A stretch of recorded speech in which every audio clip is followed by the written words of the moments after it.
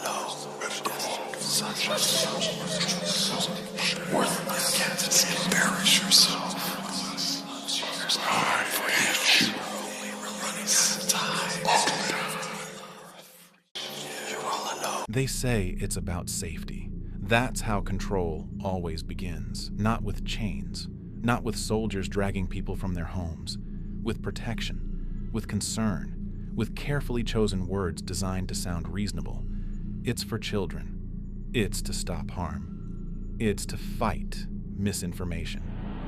And slowly, piece by piece, the digital world begins to close. Social media bans for younger generations are presented as compassion, a way to protect minds from addiction, exploitation, radicalization, and mental decline. And yes, some of those dangers are real. Social media has poisoned attention spans, distorted reality, and turned loneliness into an industry. But beneath the public concern lies another uncomfortable question.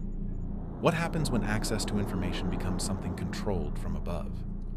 Because the internet, for all its chaos and toxicity, also shattered something governments once depended on: monopoly over narrative. For the first time in history, ordinary people could bypass traditional gatekeepers. They could question institutions publicly, share footage instantly, hear opinions outside television studios and newspaper columns.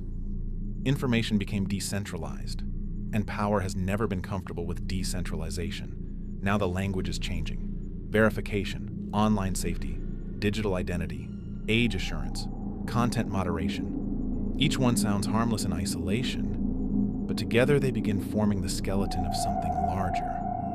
A future where access to speech itself may require permission. A world where anonymity disappears, where every opinion is attached to an identity, every click logged, every search monitored, every conversation filtered through systems claiming to protect society from danger. The old dictatorships burned books. Modern systems bury information beneath algorithms.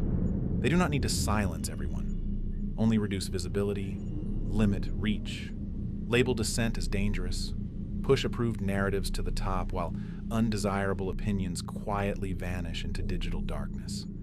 And the most effective form of censorship is the one people demand themselves. Convince citizens that unrestricted speech is harmful enough, and they will build the cage voluntarily. They will beg corporations and governments to decide what is true on their behalf. That is the real shift happening. Not control through force. Control through dependence.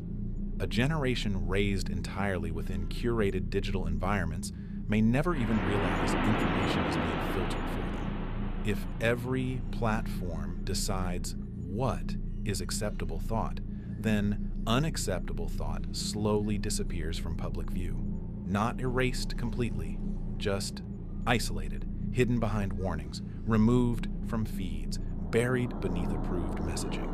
And once a society accepts the idea that access to communication requires identification, the door opens wider. Because systems introduced for children rarely remain only for children. Today, it is age verification. Tomorrow, it becomes digital identity. Then, access itself becomes conditional. A future where the state, corporations, and algorithms merge into one vast, invisible structure, deciding what populations are allowed to see, say, and think, not through violence, through convenience. That is the terrifying part. People will welcome it. Because modern control no longer arrives wearing a boot on its neck.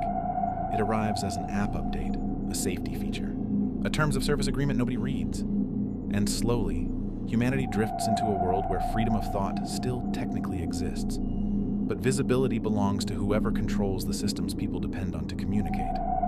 The new battleground is not land. It is attention, not prisons. Perception.